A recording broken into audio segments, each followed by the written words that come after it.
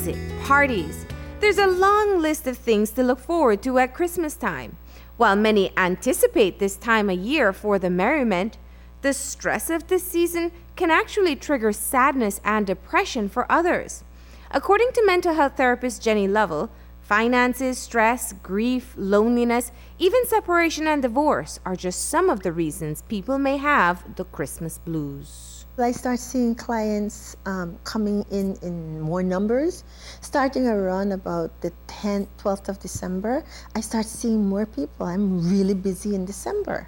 And generally it's people who are suffering the blues. There are people who get sad. They get sad because they don't have the finances to buy gifts that they want to. They get sad because they know that in a lot of cases they're not going to receive any gifts.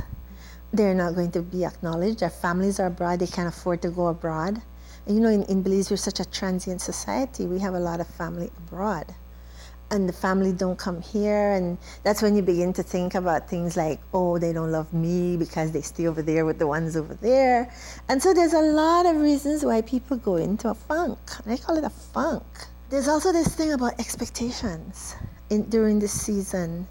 Because a lot of folks have expectations that, oh, my friends are having parties and their families and they have lots of friends and I don't.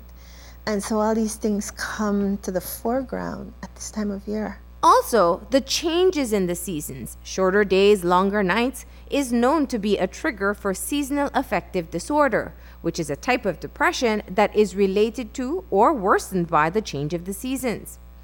Also, if you've recently lost a loved one or are grieving a loss, it may add to feeling down during the holidays. Grief isn't something that, it happens, you're sad and it goes away. A lot of times if you don't go through the process and go through all the stages and come to acceptance, it accumulates. It's like a bucket. And so we have things that are accumulating. And in December, something about December is the birth of Christ, but that's when people feel like all this grieving that comes to the foreground because we're not surrounded by loved ones, or we are and we're not happy about the way we're being treated, things like that. What makes it more difficult for those with Christmas blues is that there's a constant pressure to be happy around this time of year. Lovell suggests allowing yourself to feel the emotions, but take action to prevent them from getting worse. Make a list, check it twice, and make sure that you stay within your budget, right? And determine how much money you want to spend.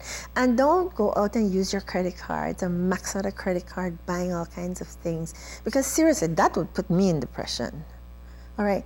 Kids are going to love what you give them. And yes, there are some adults who might not appreciate what you have, but I believe if you think through the gifts that you give people, and they're very thoughtful gifts, people are going to appreciate the smallest items. So look, don't just go and pick up anything and hand someone. Think through it and stay within your budget. Plan ahead. That's number one.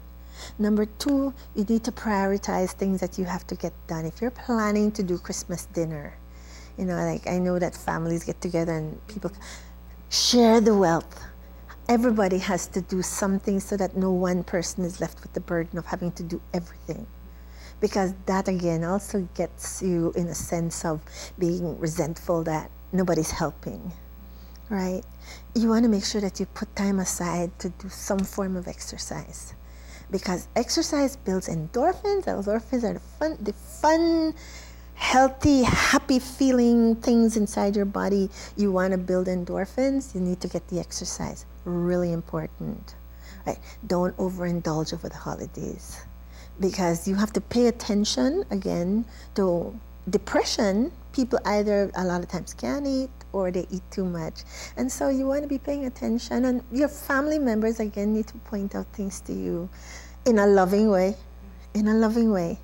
not judging, but point these things out to you.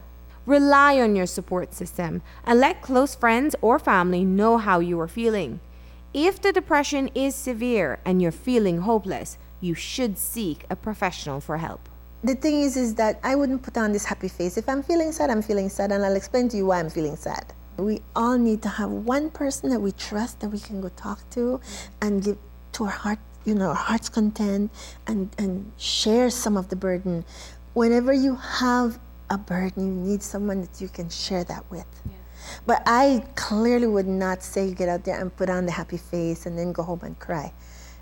It will go away, but it will take time.